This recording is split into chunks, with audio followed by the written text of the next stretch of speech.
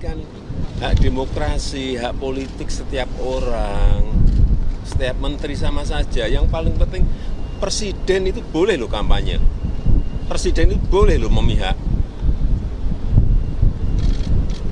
Boleh. Tapi yang paling penting waktu kampanye tidak boleh menggunakan fasilitas negara. Boleh, Pak. Kita ini kan pejabat publik sekaligus pejabat politik. Masa gini nggak boleh berpolitik? Nggak boleh. Menteri juga boleh. Gimana? Itu saja. Yang mengatur itu hanya tidak boleh menggunakan fasilitas negara. Ya, apa makna dibalik pernyataan dari Presiden Joko Widodo itu yang akan kita bahas pagi hari ini. Sudah ada sejumlah orang narasumber yang bergabung bersama kami. Kita akan sapa satu persatu. Ada Muhammad Iqbal, juru bicara Timnas Anies Mohaimin. Selamat pagi, Bang Iqbal. Terima kasih. Waalaikumsalam warahmatullahi wabarakatuh. Dan ada Mas Hasan Hasbi, juru bicara TKN Prabowo Gibran. Selamat pagi, Mas Hasan.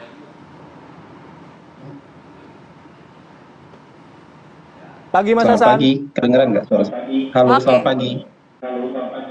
Oke, pagi. Terima kasih sudah hadir juga.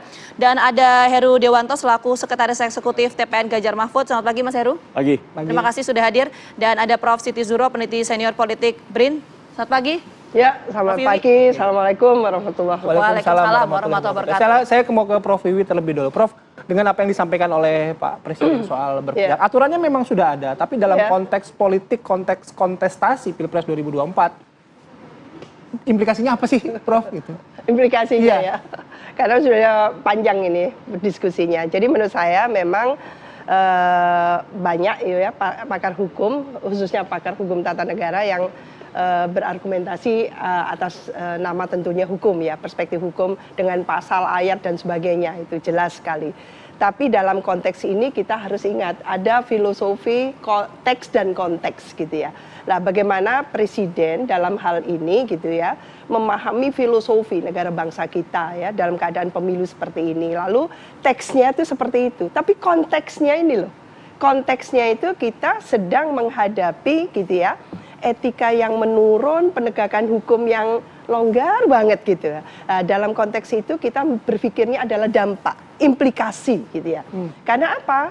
Bangsa yang besar itu memikirkan semua tindakan. Jadi baik itu kebijakan, tutur kata, tindakan, dan implikasinya apa terhadap Indonesia. Bahwa pemilu ini adalah pemilu yang ke-6, serentak yang kedua gitu ya, yang menurut kita gitu ya, publik ini, masyarakat, warga negara ini berharap nanti hasilnya bagus sekali. Maka implikasi-implikasi ini yang harus diminimalisasi sedemikian rupa. Karena apa? Presiden itu luar biasa. Sistem kita sistem presidensial.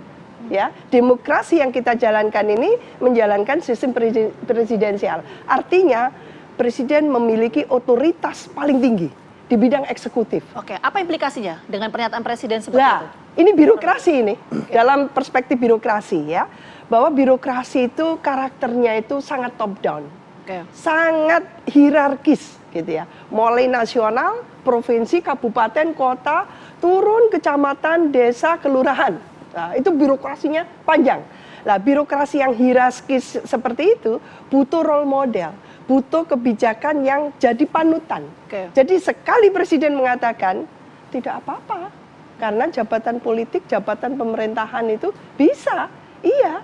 Tapi birokrasi kita, wassalam, akan terkotak-kotak, akan partisan, gitu ya. Jadi infrastruktur di bawahnya nanti yang akan berpengaruh. Oh iya, ikut semua ini, ikut semua, gitu. Karena enggak apa-apa kok, berpihak boleh. Jadi semua gubernur, semua bupati, wali kota, gitu. Bahkan kalau perlu desanya, kepala desa, Pak Camat, semuanya berpihak dan kampanye. Oke, Prof. Wiwi, mungkin saya tambahkan sedikit pertanyaan dari Bayu. Kalau tadi kita bicara soal implikasi, tapi pernyataan Presiden Joko Widodo ini menunjukkan keberpihakan secara terbuka atau memang menjelaskan ya aturan yang berlaku seperti itu? Karena konteksnya ini menjelaskan soal menteri-menteri. Iya, kalau menurut saya itu konteksnya apa dulu? Mungkin itu dulu. Iya, konteksnya mungkin Pak Presiden ingin memberikan awalan bahwa kalau nanti gitu ya, Pak Presiden harus turun gunung gitu, ikut kampanye, ikut tentu gitu ya, mendukung satu pasangan calon tertentu, nggak mungkin tiga-tiganya didukung kan. Jadi salah satu saja gitu. Itu berarti sudah ada awalan gitu ya. Jadi diberikan introduction oleh Pak Presiden ini dengan mengacu pada hukum. Lalu ada profesor-profesor yang membolehkan kan gitu. Ya, secara hukum mungkin iya. Cuman dampaknya Indonesia ini adalah negara yang sangat syarat gitu ya dengan kepemimpinan, dengan suri tauladan, dengan role model. Bahwa presiden adalah tidak sekedar kepala negara dan kepala pemerintahan, tapi beliau ini adalah role model, tauladan bagi semua pemerintahan, masyarakat dan sebagainya. Oke, ada role model ya. Nanti kita akan tanya ya pada peserta Pilpres 2024 ini ada kontestan-kontestannya masing-masing. Kita akan diskusi juga lebih jauh, tapi kami harus jeda terlebih dahulu. Kami akan kembali sesaat lagi.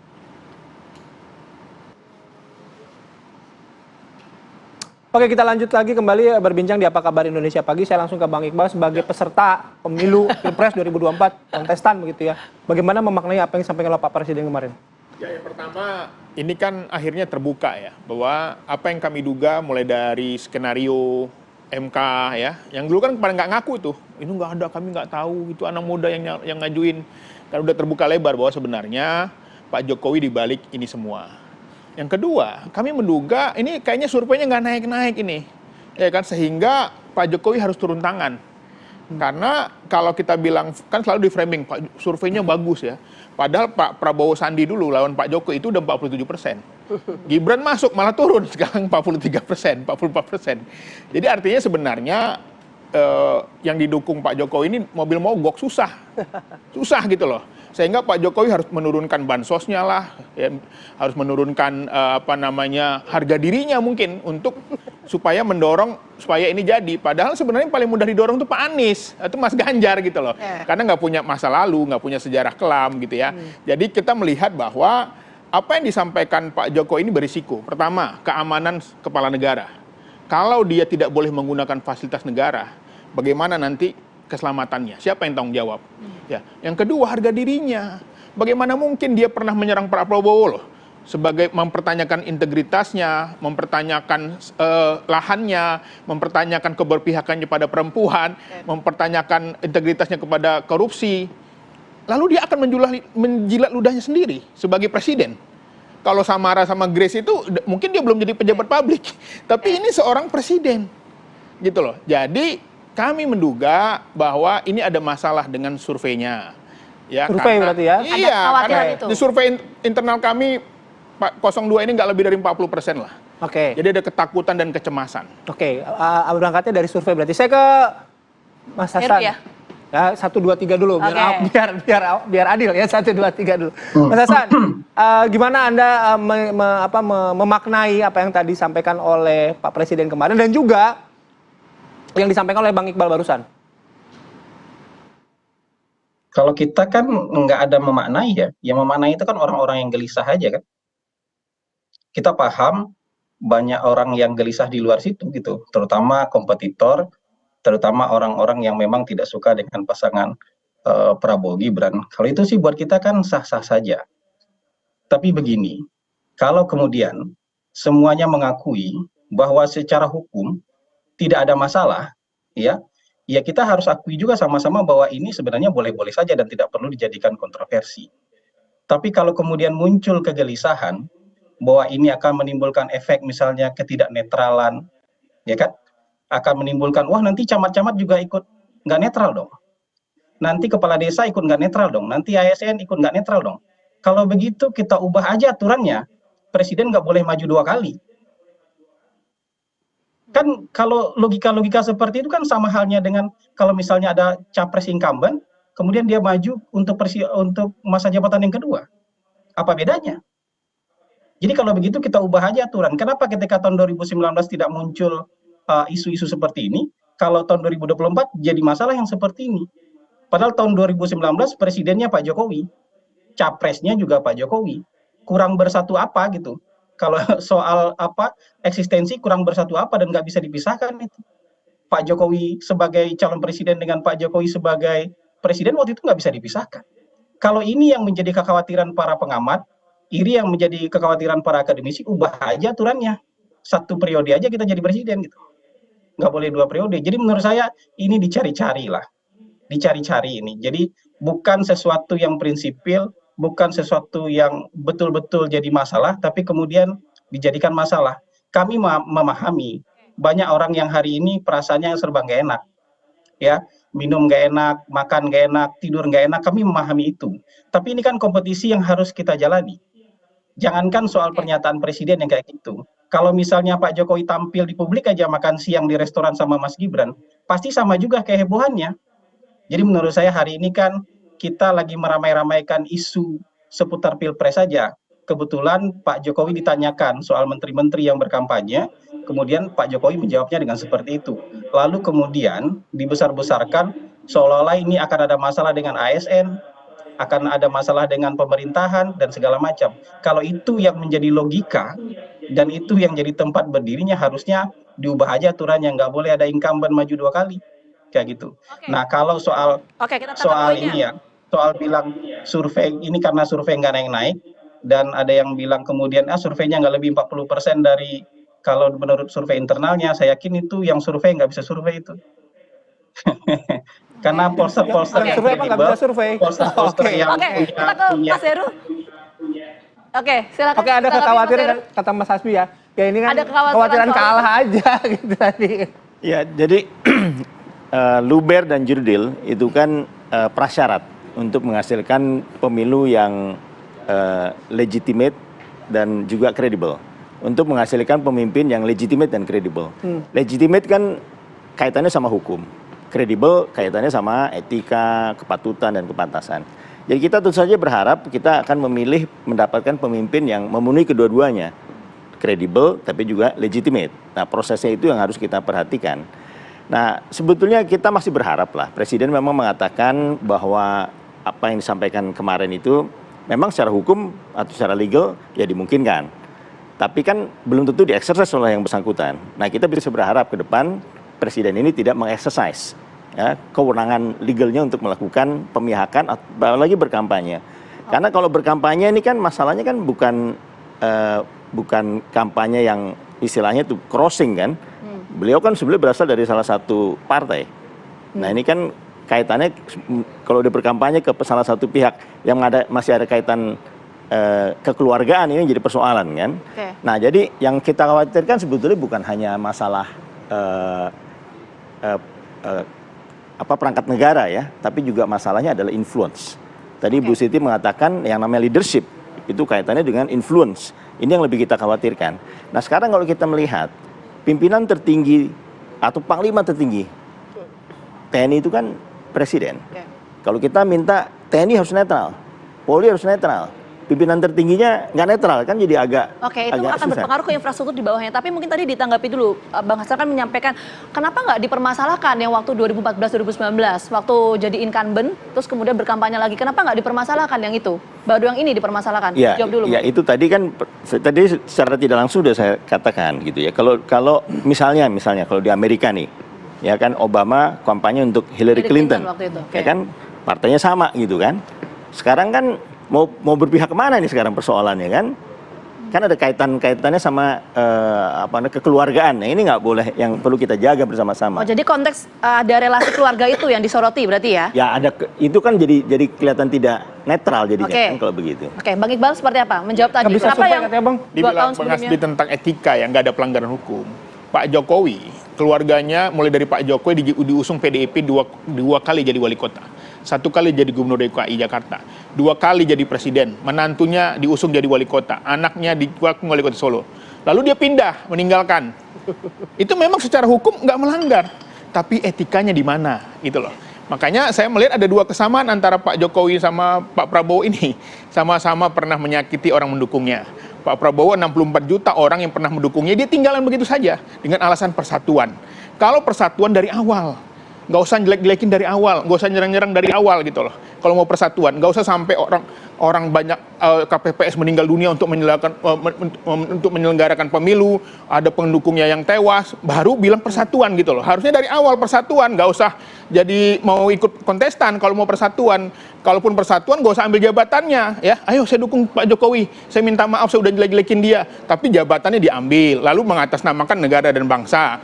Ini yang hari ini ramai kemarin di Sumatera Barat yang pendukungnya sangat sakit hati, menyerahkan gajinya bermalam-malam menunggu di TPS untuk penghitungan menjaga suara, tapi dengan mudah ditinggalin. Jadi ada dua kesamaan nih, sama-sama pernah menyakiti. Oke, Bang Hasan, silakan. Terus Anies Baswedan apa?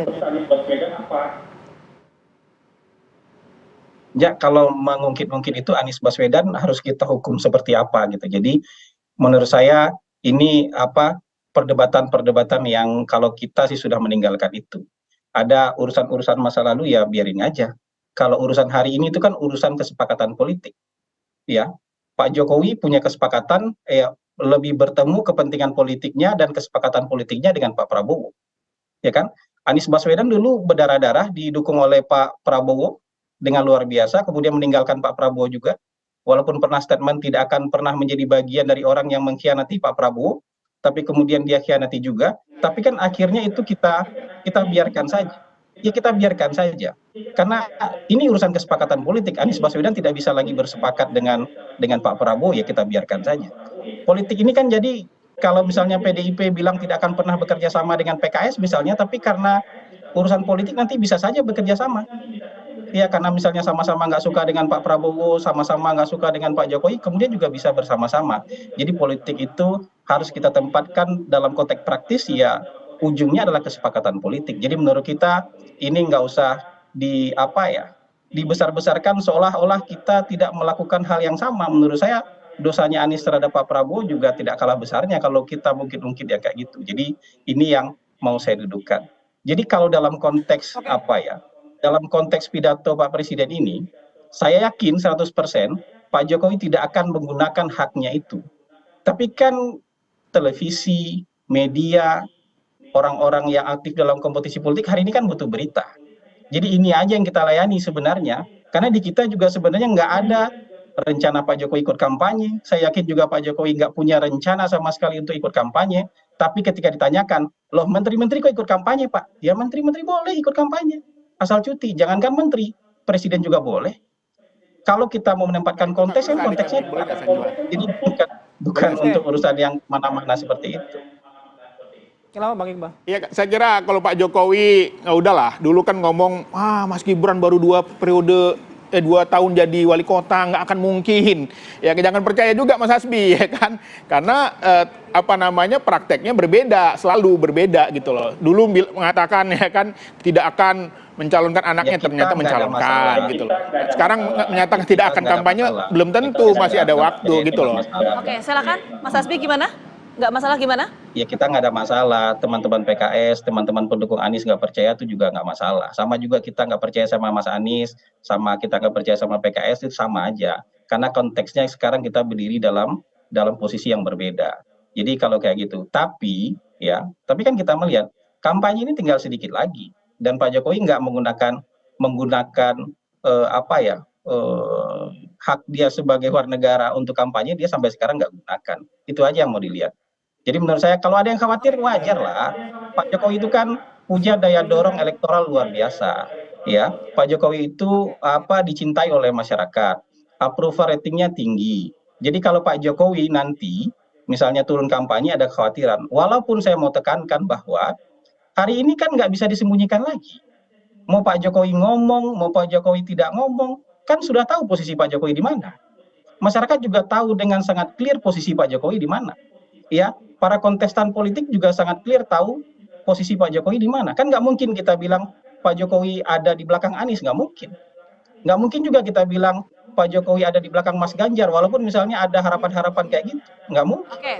Gitu. Sekarang ya semua masyarakat juga dengan clear paham sekali bahwa Pak Jokowi ada bersama pasangan Prabowo Gibran. Jadi mau ada Pak Jokowi kampanye atau tidak itu sebenarnya sudah tidak berpengaruh banyak lagi karena semuanya sudah clear di mata masyarakat gitu. Tidak berpengaruh mau Pak Jokowi kampanye atau tidak. Oke, nanti kita bahas ke Prof Wiwi juga Pak Heru. Tapi kami jeda terlebih dahulu ya, kami akan kembali sesaat lagi. Oke, kita lanjut kembali untuk perbincangan pagi hari ini. Saya langsung saja tadi merespon apa yang disampaikan oleh Mas Hasan ya, bahwa kekhawatiran presiden akan kampanye, kemudian influence itu nggak ada gitu. Mas Heru. Ya kalau kami, Mas Ganjar, Pak Mahfud ya, kalau tadi bicara soal percaya, Mas Ganjar sama Pak Mahfud percaya kepada Tuhan dan percaya kepada rakyat. Kan sebagai pemimpin yang berasal dari rakyat, kita mengandalkan dukungan dari rakyat. Jadi itulah modal Mas Ganjar dan Pak Mahfud dalam konteks ini. Tapi kalau kita bicara tadi masalah ke presiden dalam hal ini, saya rasa kembali ke harapan kita dan saya percaya walaupun sudah disampaikan bahwa presiden bisa tidak netral, bisa berpihak, kami berharap dan kami masih percaya presiden tidak akan mengeksersis hal tersebut sehingga netralitas pemilu ini bisa berjalan. Kita bisa menghasilkan pemimpin yang benar-benar harapan dan pilihan rakyat yang sejati, yang sesungguhnya. Karena pertaruhan bangsa ini kan ke depan masih panjang, ya kan?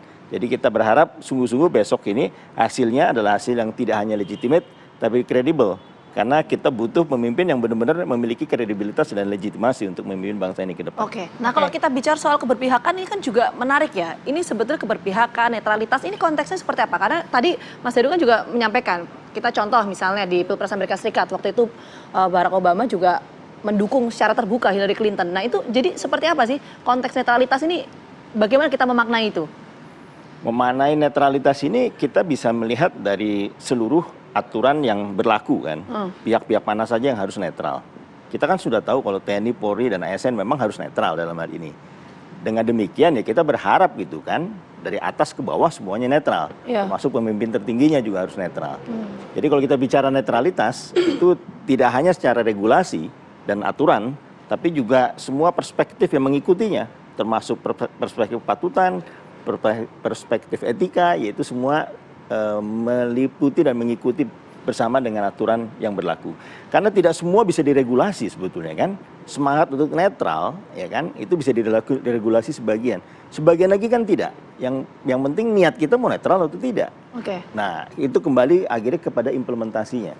Oke. Lapangan gitu ya. Oke, Prof Wiwi, menjawab tadi apa yang disampaikan oleh Mas Hasan juga soal infrastruktur birokrasi gitu ya.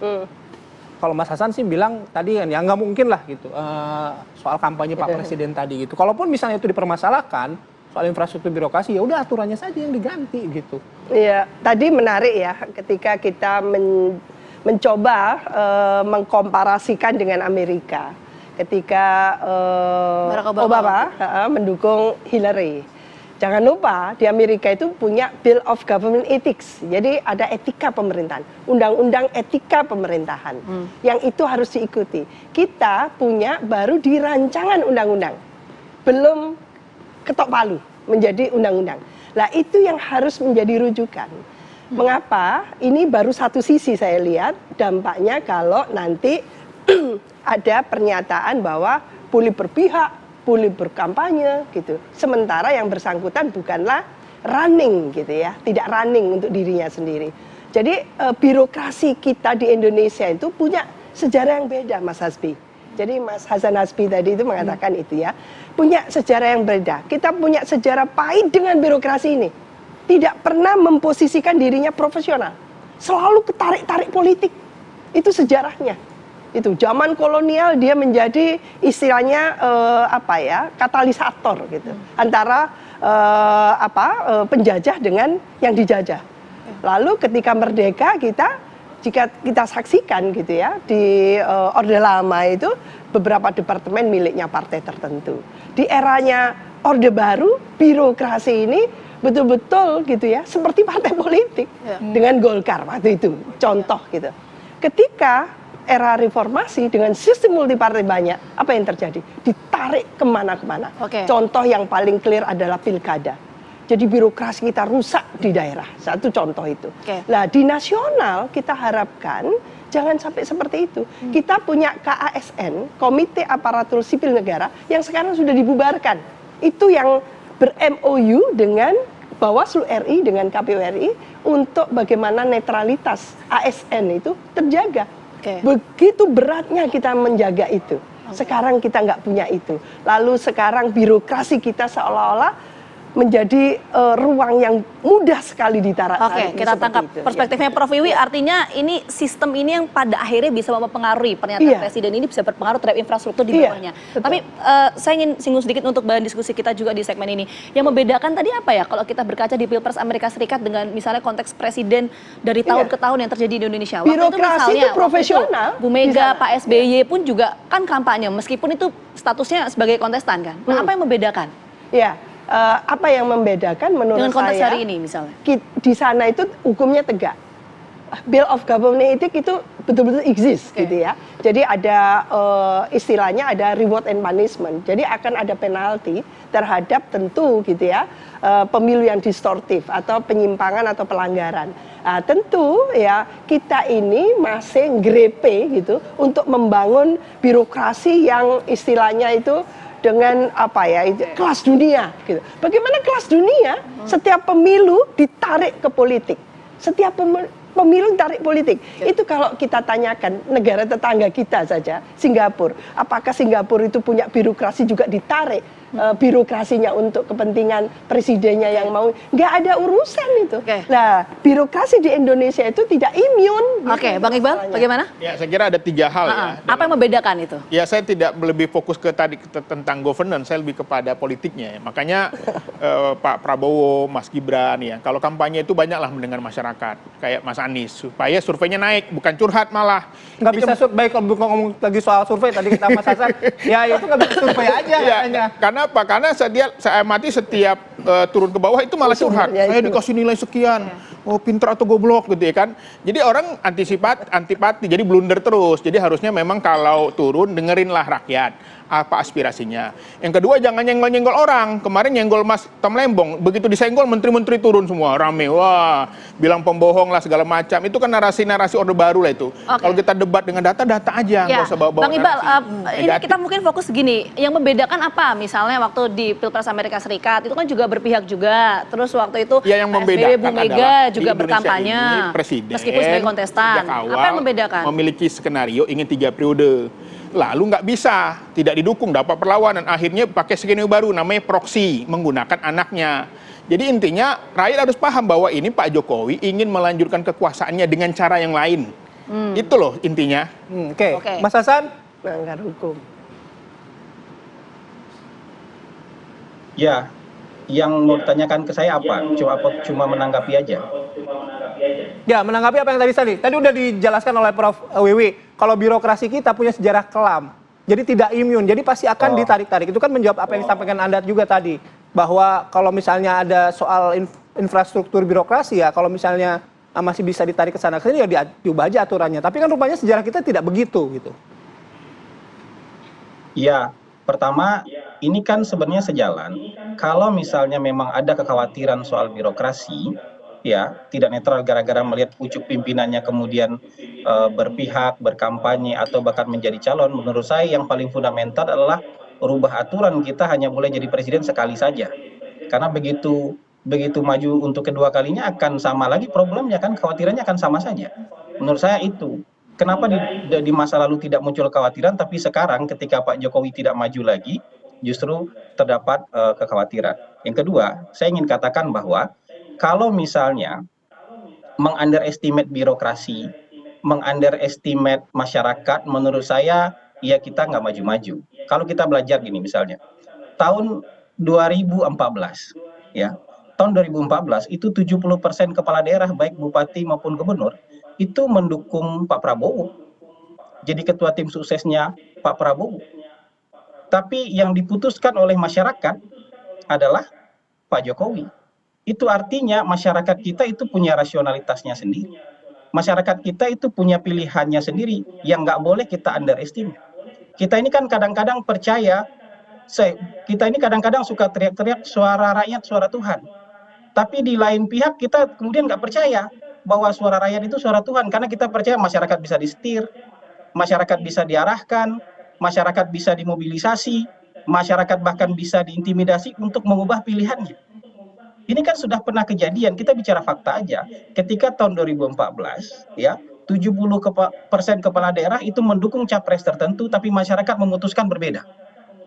Itu artinya masyarakat kita dalam perkembangan peradaban politik yang sangat baik menurut saya. Kalau masyarakat bisa melihat, bisa memutuskan sendiri, menurut saya kita nggak usah khawatir. Bahkan nggak usah khawatir misalnya nih, Pak Presiden ikut kampanye betulan, itu juga nggak usah khawatir. Tadi ya, teman tim Anies kan bilang begini, oh, sering-seringlah turun ke bawah, dengarkan masyarakat. Berarti kan Anda nggak usah khawatir apa opini masyarakat, ya kan?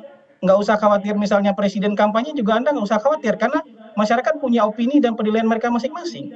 Jadi kalau saya tuh pengen kita konsisten aja. Kalau kita konsisten, masyarakat punya rasionalitasnya sendiri-sendiri, ya, punya kemampuan menilai mana calon presiden yang baik, mana calon presiden yang misalnya kurang baik buat mereka. Maka pada Pilpres nanti kita juga harus menerima bahwa pilihan masyarakat itu adalah kesimpulan akhir dan final dari masyarakat kita untuk tahun 2024. Kalau Prabowo yang terpilih, ya Prabowo kesimpulan final masyarakat kita. Kalau Anies yang terpilih, berarti Anies kesimpulan final masyarakat kita. Kalau Ganjar yang terpilih, ya Ganjar kesimpulan final masyarakat kita. Jadi menurut saya begitu aja. Jadi kan kita buktikan semua nanti di pemilu ini, ya. Apakah ini kemudian dinilai layak oleh masyarakat atau tidak. Jadi kalau sekarang yang asumsi-asumsi, asumsi ini kan menimbulkan antipati di masyarakat. Harusnya Anda happy dong. Kalau menimbulkan antipati masyarakat, harusnya Anda happy karena itu akan menguntungkan Anda. Tapi kalau masih misuh-misuh, gelisah, protes, menurut saya enggak sesuai mungkin apa yang dia pikirkan dengan yang menjadi perasaan dari masyarakat. Menurut saya mungkin itu bedanya. Poinnya Bang Hasan. Oke. Ya, silakan Mas Heru. Ya, ini kan isu netralitas ini memuncak, ya kan? Karena ada masalah kekerabatan di sini dan kekeluargaan. Kalau saat ini tidak ada masalah ini kan mungkin tidak seheboh ini masalah netralitas. Jadi ini memang akhirnya menjadi tantangan tersendiri dari para pihak yang punya kekerabatan. Dalam hal ini mungkin adalah Pak Presiden sendiri. Nah, ini kan pernah terjadi di pemilu 2019, ya kan? Pak SBY, kemudian ada besannya. Dan Pak SBY ngambil sikap yang menurut saya tegas dan jelas untuk stay netral di situ. Jadi persoalan ini memang masalah yang menjadi kompleks karena ada urusan kekerabatan. Kalau nggak ada mungkin nggak akan seheboh ini gitu. Jadi ini sekarang kembali kepada bagaimana kita memberikan teladan. Ya karena itulah maka Pak Mahfud sebagai satu contoh, dia melakukan teladan dengan menawarkan diri untuk mundur dari kabinet untuk memberikan teladan kepada yang lain-lain juga. Oke, silakan Pak Iqbal. Ya saya kira saya kalau sama Bung Hasan ini menganggap nggak tajam lah, karena dia pernah kehilangan Alphard karena memprediksi Mas Anies nggak lolos. Jadi menurut saya perlu dipertajam lagi Bung Hasan ya, bahwa kalau Anda bilang nggak yakin Jokowi akan kampanye, itu bisa berubah gitu loh. Jangan sampai kejadian lagi Anda kehilangan Alphard. Kenapa? Karena Pak Jokowi, kalau analisa kita itu berubah terus. Hari ini ngomong A, besok ngomong B. Hari ini nggak kampanye, bisa ngomong kampanye. Apalagi Bu Riana kemarin sudah ngasih 2 jari dia dari mobil ke dinas kepresidenan. Jadi menurut saya Anda harus lebih jeli lagi, jangan sampai Anda membela analisis Anda salah. Karena yang Anda bela ini adalah pemimpin yang cenderung berubah. Tapi kan analisis Mas Hasan juga tadi menyebutkan bahwa kepala daerah yang mendukung Prabowo, terus akhirnya tapi tetap suaranya untuk Jokowi. Itu kan artinya ada beberapa itu suara-suara di masyarakat. Itu nggak valid. Kenapa? Karena dalam pemilu 2019 ada banyak manuver-manuver. Karena Pak Jokowi berkuasa, termasuk hari ini kan banyak sekali Pak pengamat yang menduga bahwa ada yang tersandra lah, ada yang ini tentu saja manuver-manuvernya akan terus terjadi. Dan kami melihat seperti yang terjadi dalam beberapa bulan ini, bagaimana calon-calon presiden yang akan maju itu lalu di framing tentang kasus hukum ya. Makanya Mas Hasan terlalu pede dia mengatakan Mas Anies nggak lolos. Dan akhirnya lolos gitu loh. Artinya manusia boleh punya skenario, tapi Tuhan punya jalan sendiri untuk manusia. Oke, baik. Nanti kita masih punya satu segmen lagi ya. Nanti kami akan diskusi lebih lanjut, tapi kami jeda terlebih dahulu. Kami akan kembali sesaat lagi. Oke, kita langsung lanjut ke Mas Hasan. Mas Hasan, tadi diskusi kita di studio ini berkaitan dengan apa yang membedakan misalnya konteks kalau kita bicara netralitas ini dengan Pilpres di Amerika Serikat. Waktu itu juga Barack Obama kan mendukung Hillary Clinton ya waktu Pilpres Amerika Serikat. Ada yang membedakan kah atau seperti apa Mas Hasan melihatnya? Ya, kalau di Amerika itu memang partai dominannya ada 2. Ya, jadi bahkan pelaksana pemilunya juga bipartisan. Ya, komite pemilihan umumnya ada yang dari Demokrat, ada yang dari Republik. sampai panitia pemungutan suaranya bipartisan juga, ya. Ada yang dari Demokrat, ada yang dari Republik. Jadi sampai ke bawah itu semuanya bipartisan, penyelenggara, ya, panitia pemilihan dan segala macam di bawah itu bipartisan. Jadi mereka sudah terbiasa itu partisan-partisan, buat mereka tuh nggak ada urusan dengan netralitas, ya kan? Jadi bahkan penyelenggara pemilu bipartisan, dari Partai Republik dan Partai Demokrat penyelenggara pemilunya. Komitenya di Senat maupun di Kongres juga begitu. Jadi mereka sudah nggak ada urusan dengan kamu berpartisipasi di mana, kamu pemilih siapa, kamu register sebagai apa, itu mereka sudah nggak ada masalah lagi karena pendirian mereka sudah lebih kuat lah untuk soal ini. Dan kalau soal misalnya ada kecurigaan tidak netral, kecurangan dan segala macam, publik mengawasi. Mereka percaya juga dengan publik yang mengawasi, kan sekarang era sudah terbuka juga, ya. Jadi kalau di kita itu era sudah terbuka, tapi tingkat kepercayaan itu jadi rendah, masih rendah. Akademisi, orang partai politik curiga partai politik lain akan menyalahgunakan wewenang, padahal dia sendiri juga punya kaki di kekuasaan, ya kan?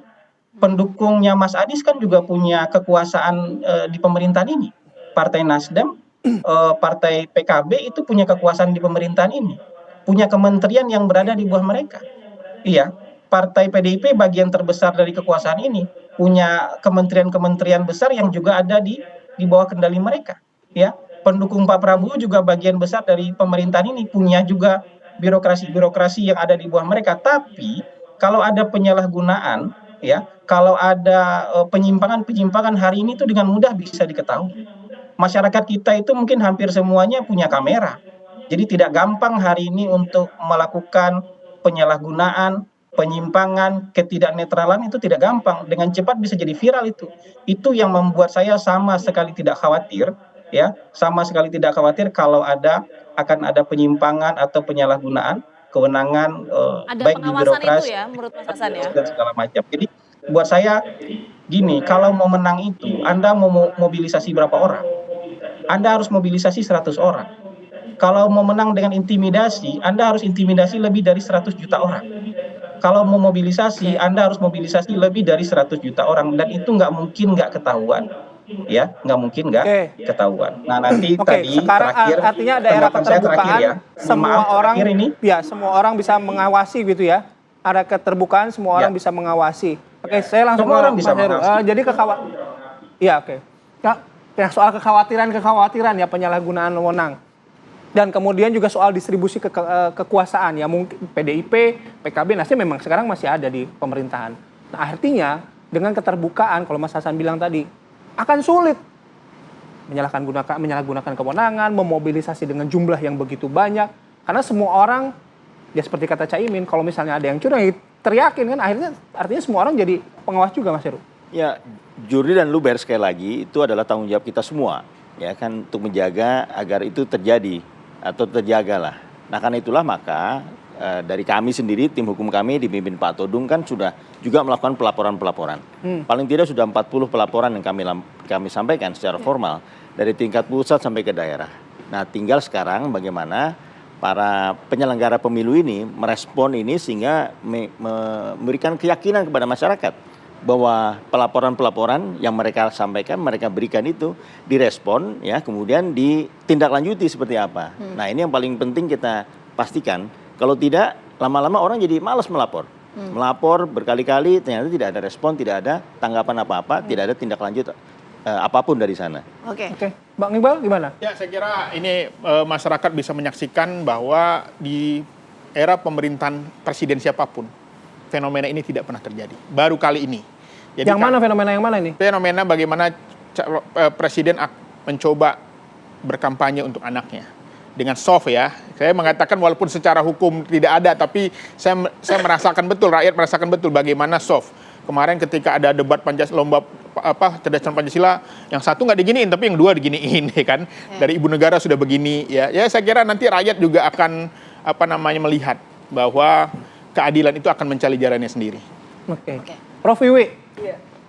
Iya, menurut saya memang urgent, mendesak sekali Indonesia memerlukan undang-undang etika penyelenggara negara ini ya. Karena apa? Karena memang supaya ada nuansa atau syarat dengan nilai moral yang mengikat penyelenggara negara. Ini kita perlukan karena tanpa itu maka roda pembangunan kita, jalannya pemerintahan kita tidak akan betul-betul nanti ya tidak beretika, tidak proper. Saling curiga gitu ya Prof ya? Iya, dengan public distrust saat ini itu politik yang menarik seperti itu, yang menarik-narik yang jauh ke lebih distortif tadi itu, penyimpangan dan sebagainya, lalu itu akan berpengaruh terhadap kualitas pemerintahan. Nah ini yang kita harapkan, semua tutur kata tindakan itu proper.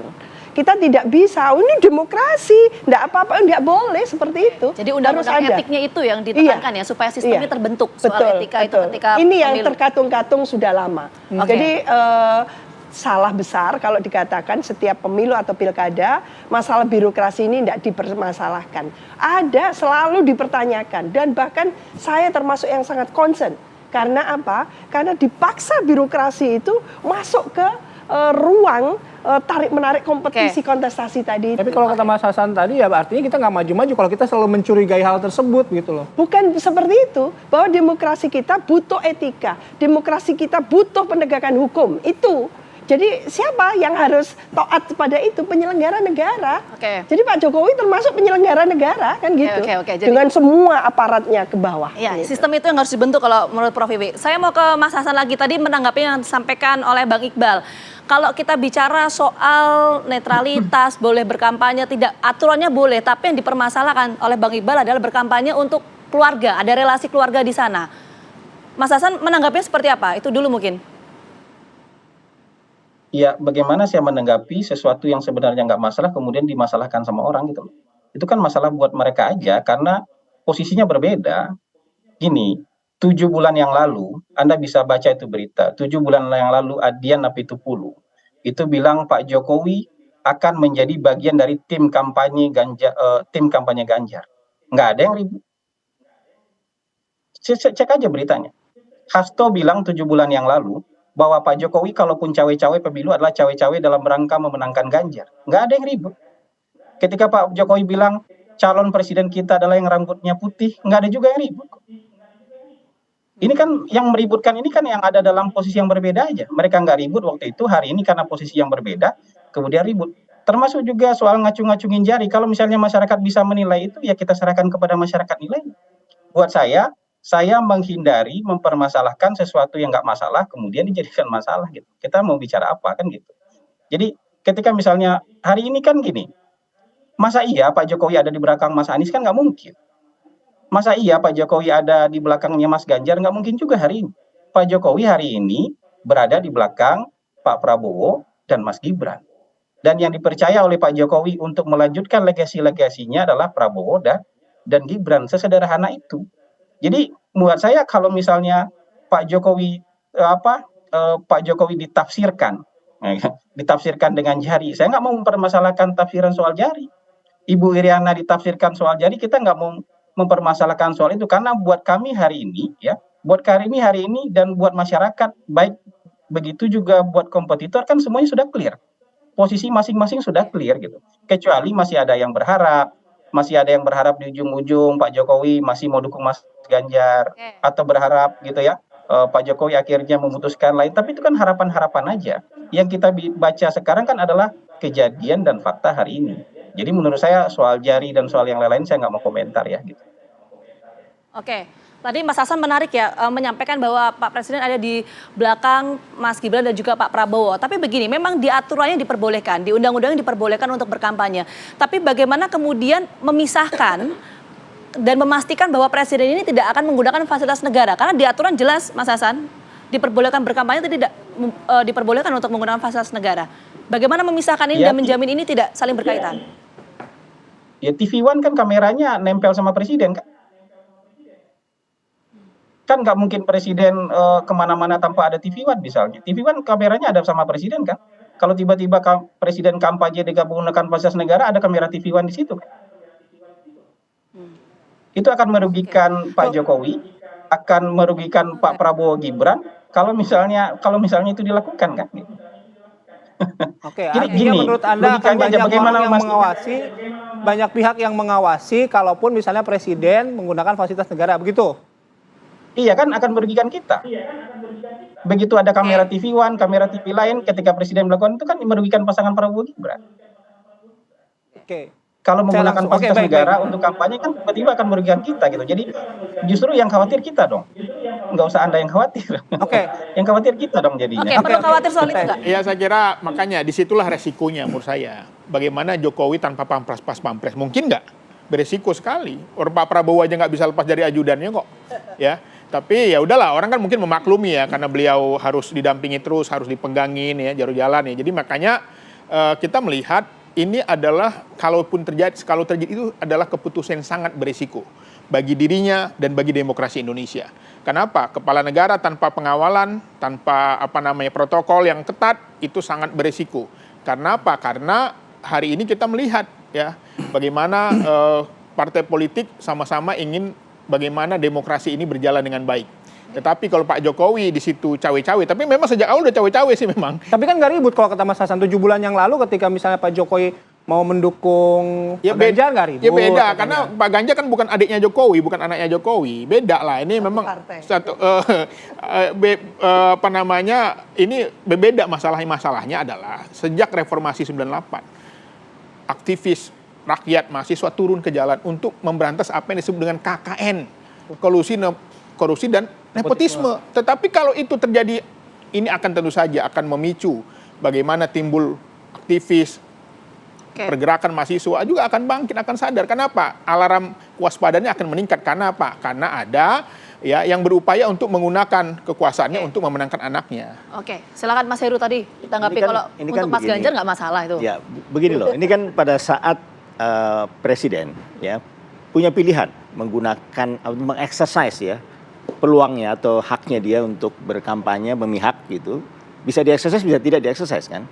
Dan kalau dia memilih untuk mengeksersis, pada saat dia mengeksersis itu juga pilihan lagi ya, apakah akan menggunakan influence-nya atau tidak gitu kan. Kalau dia sudah memilih opsi itu, kan mungkin juga dia mengambil opsi untuk menggunakan influence-nya. Yang kita khawatirkan kan bukan hal-hal yang bisa dilihat oleh mata, ya kan?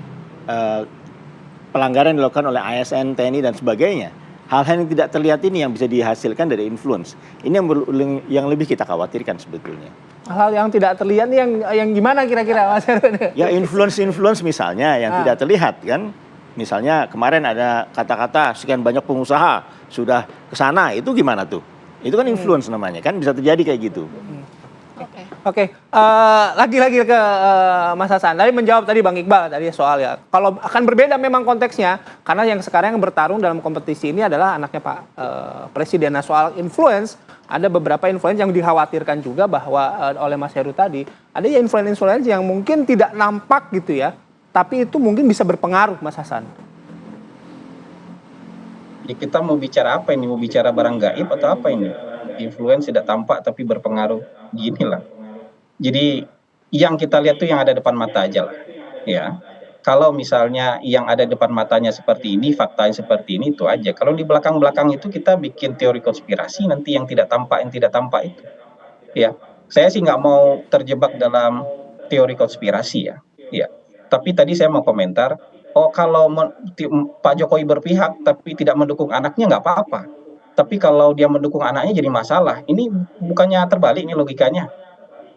Kenapa jadi kalau mendukung orang lain jadi nggak masalah, kemudian mendukung anaknya jadi masalah?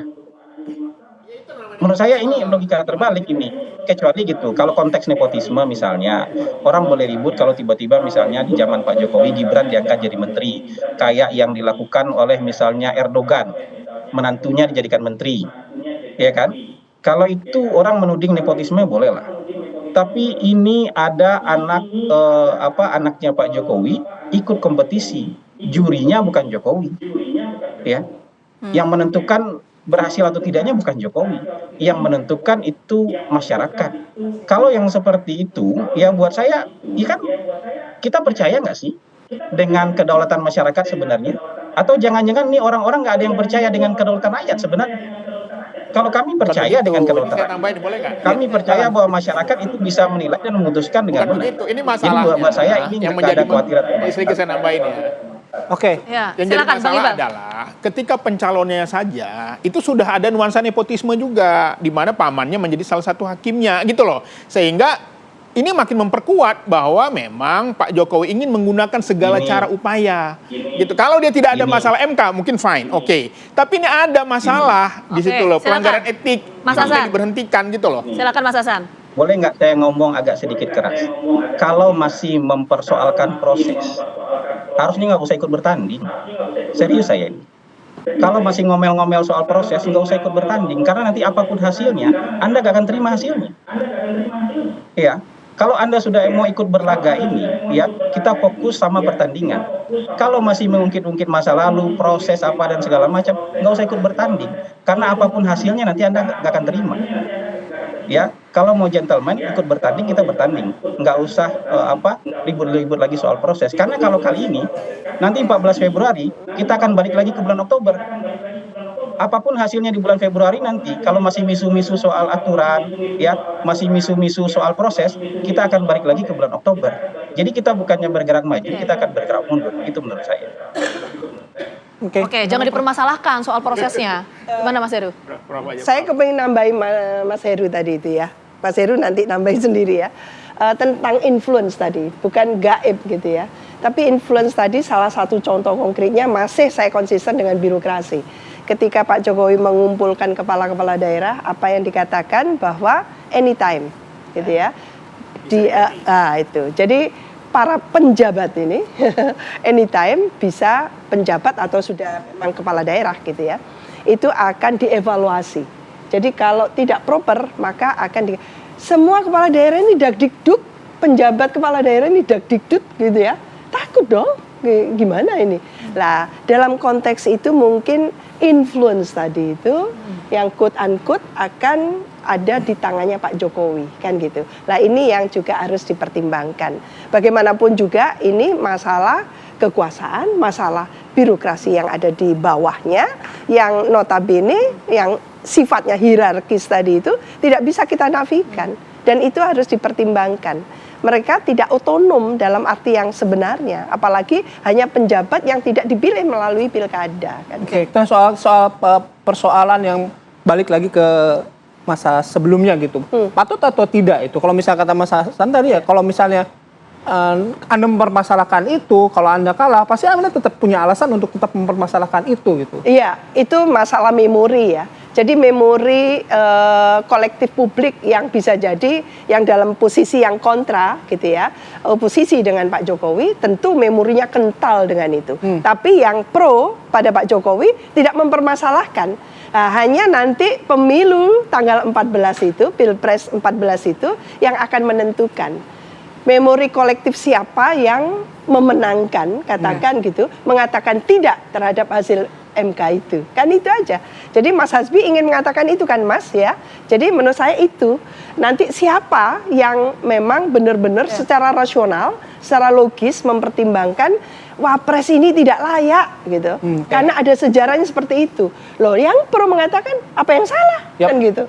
Lah silakan nanti masyarakat Indonesia yang sudah enlightening seperti ini, yang sudah tercerahkan, mendapatkan asupan-asupan literasi itu yang akan mempertimbangkan dengan pembuktiannya nanti tanggal 14 Februari. Iya. Oke, Prof, terima kasih Mas Heru, terima kasih Bang Iqbal, makasih Mas Hasan juga terima kasih sudah bergabung bersama kami pagi hari ini. Selamat beraktivitas kembali, salam sehat semuanya. Oke, kita jeda dulu. Pemirsa, apa kabar Indonesia Pagi yang mulai hadir satu lagi untuk Anda. Tetap bersama kami.